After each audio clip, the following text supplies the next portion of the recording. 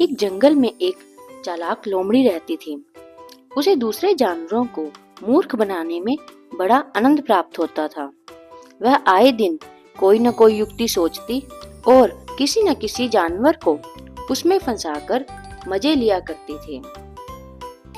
जंगल के सारे जानवर उसका स्वभाव समझ चुके थे, इसलिए उससे कन्नी काटने लगे थे। एक दिन एक सारस जंगल में आया और नदी किनारे रहने लगा। लोमड़ी की नजर जब सारस पर पड़ी तो वह सोचने लगी, जंगल के दूसरे जानवर तो मुझसे कन्नी काटने लगे हैं। ये सारस जंगल में नया आया प्रतीत होता है, क्यों न इसे मूर्ख बनाकर मजे लूं। वह सारस के पास गई और बोली, मित्र, इस जंगल में नए मालूम पड़ते हो, तुम्हारा स्वागत है। सही पहचाना मित्र, मुझे यहाँ आए अभी कुछ ही दिन हुए हैं। मैं यहाँ किसी से परिचित भी नहीं हूँ। तुमने मेरा स्वागत किया, इसलिए तुम्हारा धन्यवाद, सारस ने उत्तर दिया। लोमड़ी ने सारस के समक्ष मित्रता का प्रस्ताव रखा। सारस का उस जंगल में कोई मित्र नहीं था। उसने लोमड़ी की मित्रता स्वीकार कर ली। लोमड़ी ने उससे मीठी मीठी बातें की और वापस जाते जाते अपने घर भोज के लिए आमंत्रित कर गया। नियत दिन को उपहार लेकर सारस लोमड़ी के घर पहुंचा। लोमड़ी उसका स्वागत करते हुए बोली, आओ मित्र, मैंने तुम्हारे लिए स्वादिष्ट खीर तैयार की है। अंदर बुलाकर उसने 2 तश्तरियां लगाई, उसमें खीर परोस दी। लंबी चोंच वाले सारस ने तश्तरी से खीर खाने का प्रयास किया, लेकिन खा नहीं पाया।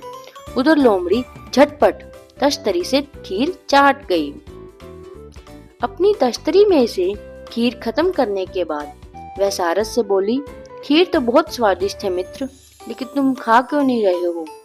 सारस संकोचवश बस इतना ही कह पाया, आज मेरे पेट में दर्द है मित्र, इसलिए मैं ये स्वादिष्ट खीर नहीं खा पाया।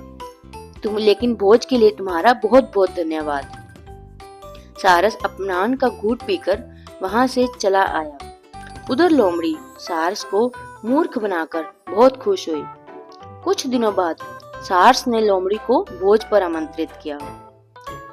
नियत दिन को लोमड़ी बिना उपहार लिए ही सारस के घर पहुंच गई।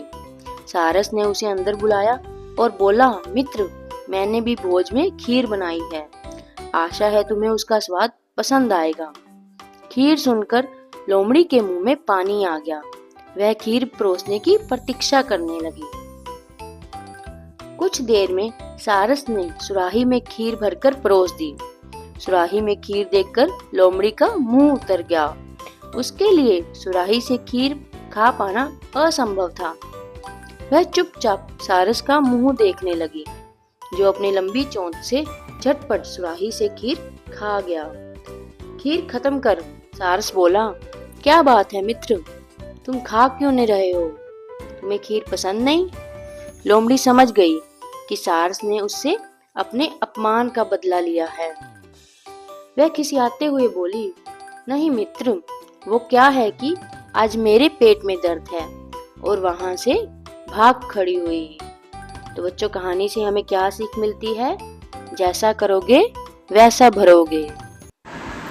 Thanks for watching. Like, share and subscribe.